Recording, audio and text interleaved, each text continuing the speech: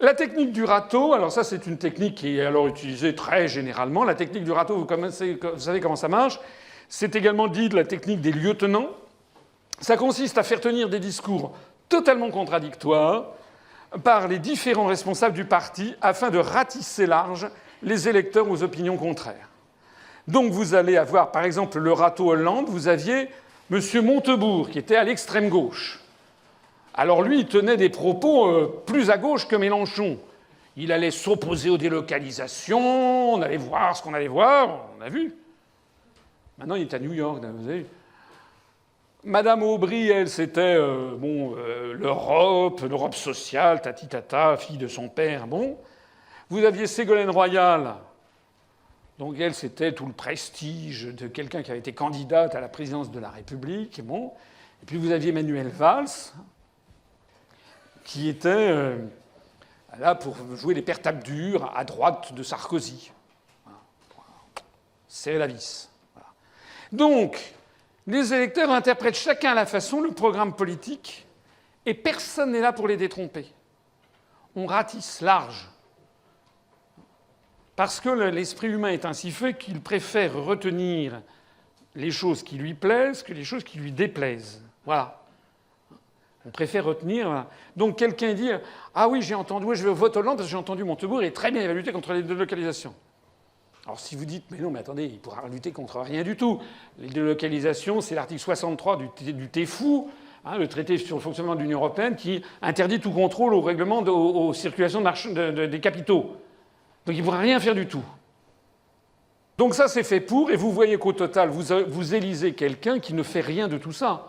En fait, vous élisez quelqu'un qui est le majordome de l'oligarchie euro-atlantiste et qui n'a absolument pas son mot à dire sur les grandes orientations politiques, géopolitiques, diplomatiques, militaires, etc., etc.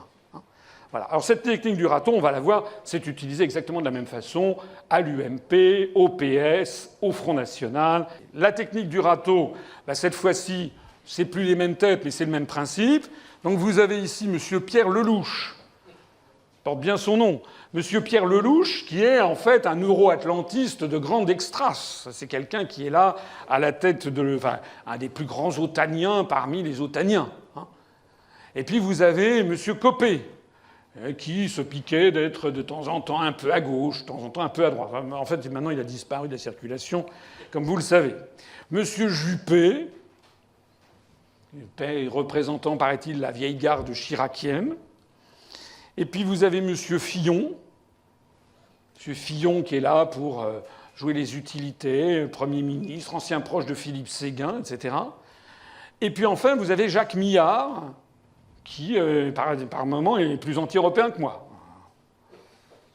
Par moments, il dit des trucs. Moi, je le connaissais. Maintenant, il veut plus débattre avec moi. Il a dit qu'il voulait plus débattre avec moi parce que, paraît-il, que je n'étais pas sympathique en débat. Évidemment, il tape sur l'Europe, mais il est député UMP. Alors, évidemment, quand je lui dis « Mais qu'est-ce que vous faites ? Qu'est-ce que vous faites à l'UMP ?» Il dit « J'essaye d'influer de l'intérieur. » Influer de l'intérieur depuis des décennies. C'est pas du tout quelqu'un qui influe de l'intérieur. C'est quelqu'un, tout simplement, ça s'appelle aller à la soupe. Les gens qui vont à la soupe disent « Non, non, j'ai influé de l'intérieur. » On vous donnera un jour un mémento de survie. Comment faire quand vous trahissez vos électeurs? Eh bien, tout ce petit monde, on est là et on ratisse, parce que vous avez des gens... Les Chiraciens vont voter comment dirais-je, pour Sarkozy, parce qu'ils se diront il y a quand même Juppé, qui est derrière, comme si entre Sarkozy et Juppé, c'était un amour fou. Les souverainistes vont dire tiens, moi je vais voter parce que Jacques Millard, il est bien, il dit des choses bien. Oui, très bien, mais ça n'a aucune importance. Mais pourquoi il est gardé à l'UMP? Justement, parce que ça permet de ratisser ça. Voilà. Et puis vous avez monsieur Lelouch, c'est l'anti-Jacques Millard. Lui, il est là, la suppression de la France, les États-Unis d'Europe, enfin plus pro-américain que moi tu meurs, etc. Et puis voilà. Chaque électeur va interpréter le parti politique, le candidat, à sa façon. Et au bout du compte, on aura Sarkozy qui, comme Hollande, ne sera jamais que le majordome, en fait, mettant en œuvre la politique décidée par l'oligarchie.